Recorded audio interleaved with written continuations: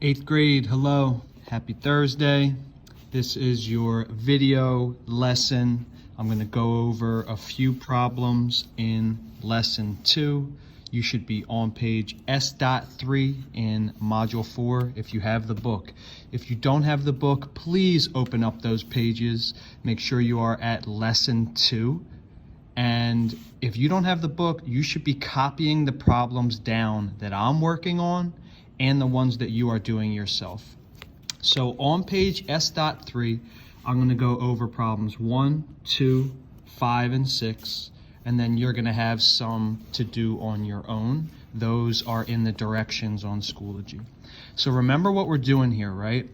We are not solving anything today. We're not figuring out what the missing number is, but we are writing expressions to represent a situation.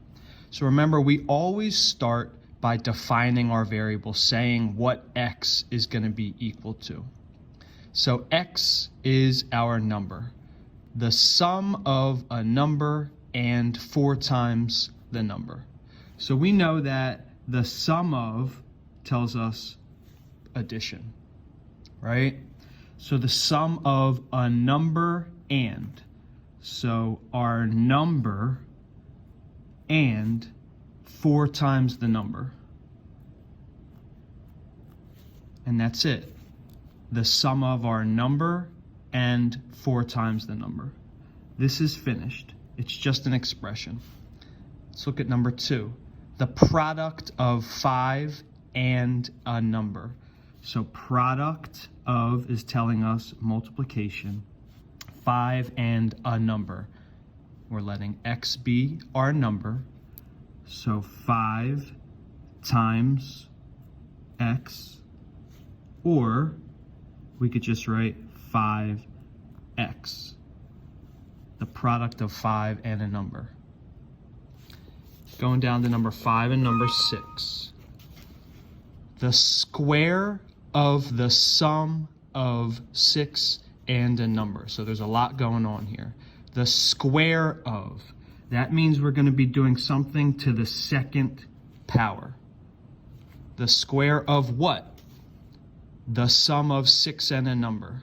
So sum of is telling us addition. 6 and a number. So the sum of 6 and a number. We need to put all of this to the second power, right? Because it's the square of this sum, these two put together. So when we are squaring it, we have to first say, all right, well, whatever these two give us together, that sum is squared. If we just put the square on the x, then it would be just the number being squared. If we just put the square on the 6, it would be just the 6 being squared. So we need to put the parentheses here to say it's the sum of these two together that is squared.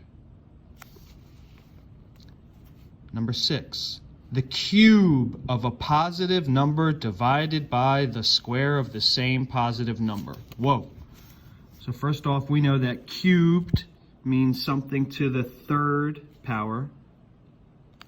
A positive number divided by the square of the same number. So let's start here. A positive number divided by the square of the same positive number. So that means our number x divided by the square of the same positive number. And now this whole thing has to be cubed.